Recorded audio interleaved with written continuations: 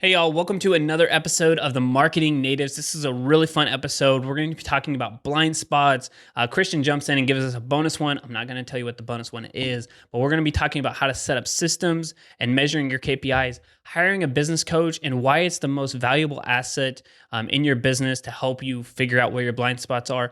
And number three, how to reduce the amount of inputs in your business so that you can focus on the business and continue to grow it and eliminate blind spots. It's going to be a super helpful episode for you. If you're a service-based business, local business owner, you're going to find a ton of valuable information in this. So make sure you check it out. Take a listen. This is the Marketing Natives, providing actionable ways to grow, improve, and succeed in your business. And now, your hosts, Christian and Aaron. All right, so coming out number one is to introduce ways to measure information or data.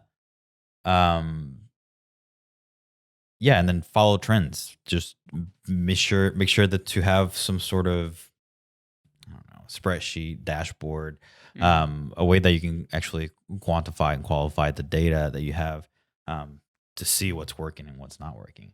I think I guess one of the examples that we were talking about was, for example, like tracking time for projects or how long it's taken us to, I don't know, go through like onboarding for a client or offboarding or doing the actual bulk of the work. And then looking at the data, looking at, the size of their business and looking at different things like that definitely helps you find those blind spots. And I think it's more than just, that was just an example, but this would be more of a like trying to figure out your KPIs, right? And what makes your company run, figuring out those numbers and then finding a way to track those numbers and look at them and figure out those trends. And, is it that, do you have seasons, right, within your business? Are you busy on certain times of the year more than others? All that kind of data will definitely help you run your business a lot smoother. And it's very beneficial to track it from the get-go. I think we've kind of lacked into tracking data like that for a business for a long time. Now we're kind of doing baby steps to getting there and actually looking at data for our business and looking at those trends and seeing like, okay, what's working, what's not working here. Yeah. Based on those numbers. That's also tracking, so I think like an example of this blind spot could be not only the time of the project, but how long does it take you to get that person? For example, we offer a brand revolution. We've spent, other than like some accidental SEO things that we rank for, very little time on it. And it's also a very high, quick turnaround for us and is very profitable. And we've done nothing on it. So the net positive of it is extremely high. And we haven't done anything. So it's like, oh, well, that's a trend that maybe we should have, gone on, or we should do a little bit more. Or versus like a website or, like a larger website. It's like, is the opportunity of this, let's say $10,000 website better than this $3,000 website? And you're like, well, dollars wise it is. But if a $10,000 website takes us 3 times as long, then we could have knocked out 4 or 5 smaller websites. So it's like, and we would have been less headache. So it's like there's a lot of things to weigh there. It's like, are the blind spots like just chasing the money, or we just doing short-term moves, I guess. So that could be something. And the data won't lie to you. Then it's like, hey, look, this one took 3 months, and it was 3 times bigger of a project. However, this project took 1 month, and it was actually 10 times more profitable. So we should have been going after more of these projects. And you just don't know them, because if you don't look at that data, you have no idea. You don't follow those trends versus like, oh, look, we should never do a website that's over $6,000, because if we do, this is our timeline. And it's just like, it's not worth it. Yep.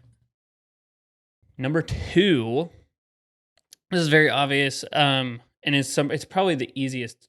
I wouldn't say cop out, because I think you should. That's why I put number 1 is like that measure the data and information. I think that should be number 1 in the business.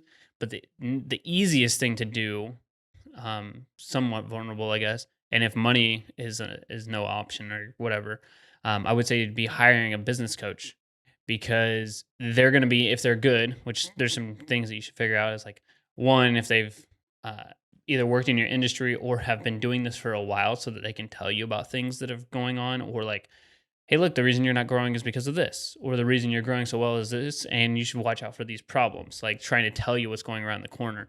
And they can help with different blind spots in the business, especially if you're new, but even more so, like as you're growing and you're like, I don't know, like let's just say losing a client or like the trends don't make as much sense to you because you're like, hey, look, we're still got enough money coming in, but then you don't pay attention to it as much because it's like there's not really a problem. And the business coach can help you like, hey, look, this is actually going to be an issue in 6 months. Like, you need to pay attention to it now. Um, but I mean, that's what I think. I think it's the easiest thing to do would be to just hire somebody who can help you and kind of look at it and tell you, hey, look, there's a problem. And we've been using coaches for, I think, since the beginning. Technically, we've had a lot of different coaches, mentors, but from the beginning, we've had some sort of person who we've gone to,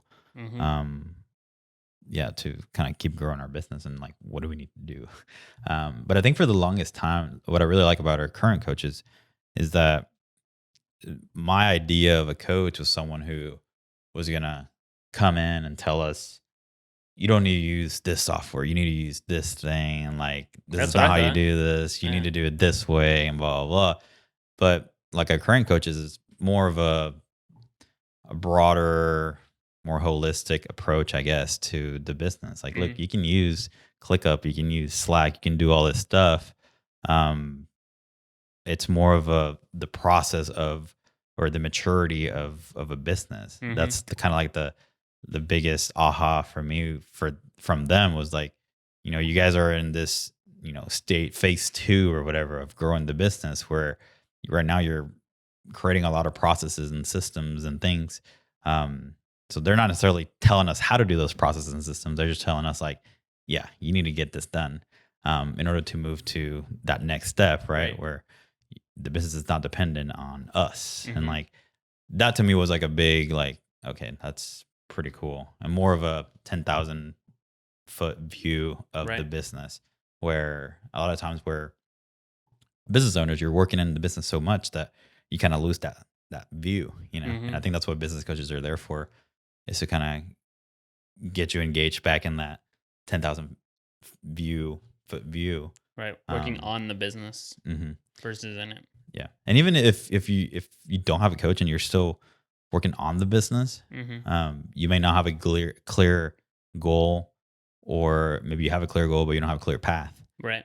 And I think that's what the coaches are there for, is to kind of either together, okay, let's build this goal. Like what is it that you want to do? And if you do have that goal, then okay, let's build a path, stairway, whatever it may be, to get you to that goal. I think it's also the ability to just ask the questions too. So like, you may just intuitively know that, hey, this is what I'm doing because I'm running the business and I'm just in it every day. So this is why we're doing it. But you've never really like stepped back and asked the questions about why. Like, why do I keep doing this? Like, if you're stuck in it, I feel like it's the hamster wheel of like, okay, we need to do this because I need to make the money to pay rent, versus like, okay, what happens after all of the needs are met? And focusing on that is a lot. Like, they allow you to ask the questions to you so that you can think about next steps. So it's not just okay, let's get through today and then we'll do tomorrow. And I'll think about tomorrow after that, after I finish everything for today. So it allows you to think big picture and longer term, like you said, and help you create that path. But it's hard to think about that for yourself because it's a one lane street, I guess. And I think another big thing with the coaches is majority of problems within the business or outside of the business has to do with communication. Yeah. The way that you can communicate with your clients, the way we communicate with your employees, the way that upper management communicates with each other. Most problems in the business start there. Yeah. And I think that's something that they've helped us, one, realize, and then two, like, okay, what are some things that we can do to start working on communication with everyone? Again, I think that was a blind spot. Yeah, absolutely. Yeah. And if it wasn't a blind spot, it was one that was like, I want to say it was like oh, that's something that we need to fix, but it's not really like a priority, versus now it's like up close and personal, saying like, hey, this is a big thing. You have a fork in the road. You need to fix this, because if you don't, you'll never get to that level 3, even if you're able to work on the business, because they're going to run into these problems. So it's like just hiring that coach. Just like I said, if listening to this podcast, if you get nothing else out of it, just hire the coach, and it'll at least point you in the right direction to help you with the rest of the stuff. Yep.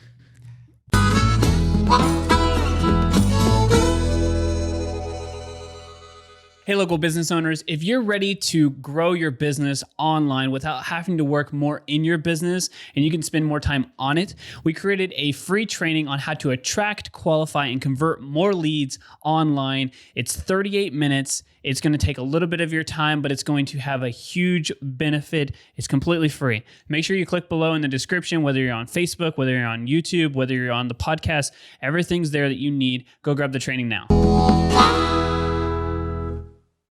All right. Number 3, last one we have here, is to reduce the amount of inputs in your business. So what I mean by that is, if you have 20 different products and then you have 3 different people in management who also make decisions, and then you also have coaches, and then you're also looking at data, and then you have, I would say, 20 or 30 different things that you're looking at for input in your business, your accountants, it's like, okay, how can we dissect all of this information? And it's really, really, really hard to basically be like it's like a waterfall. Or a fire hose. You're trying to take on everything versus like being super focused and saying, hey, look, these are the main metrics I'm looking at in the business. Hopefully you've done it and looked at number 1, which is create those systems or KPIs, key performance indicators of what you need to do to follow trends. But if you have all those KPIs and then you just keep adding new ones, like, oh, it's the amount of websites we got in August, or the amount of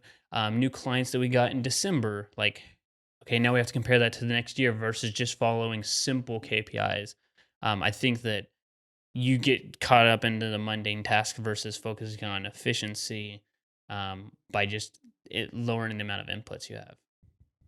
I think this reminded me of which I think it might be like a number 4, like stop chasing the shiny objects. Oh yeah, you know? That's so hard. For me at least. Actually, I love shiny objects.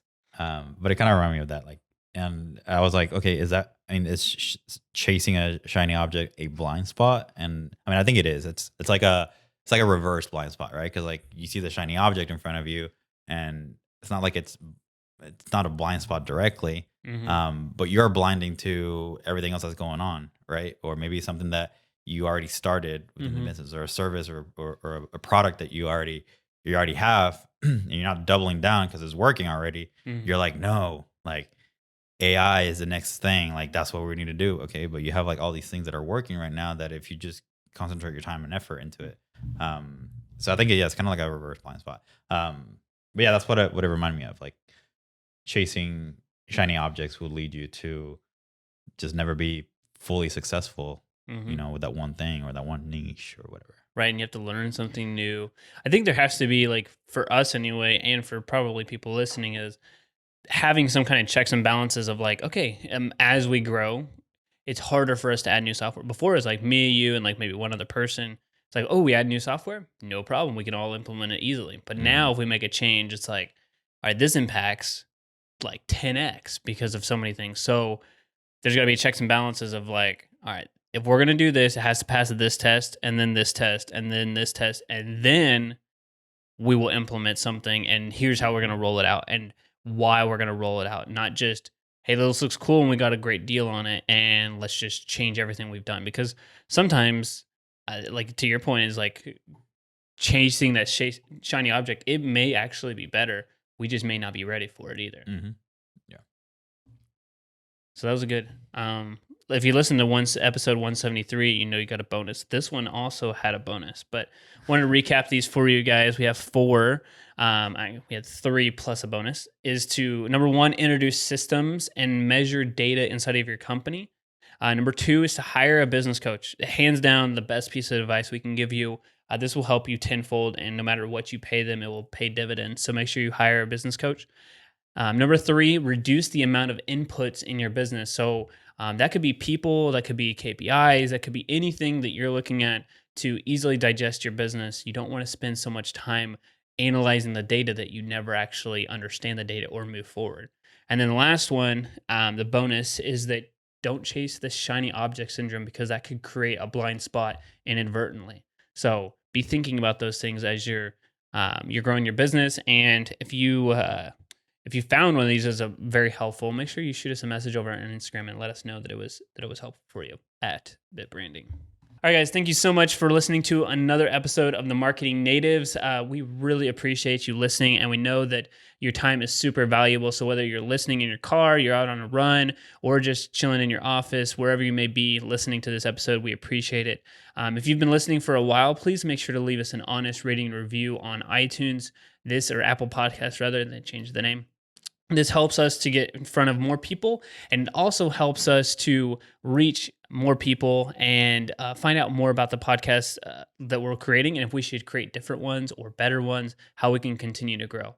And if this is your first time and you've listened this all the way through and you're listening to it right now, please make sure that you hit the subscribe button, whether it's on a podcast app or on YouTube. Make sure you just subscribe so that you don't miss out on any of our content.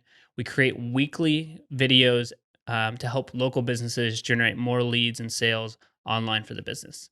All right, guys. Thank you so much. We'll talk to you next week. The Marketing Natives Podcast is a production of BitBranding.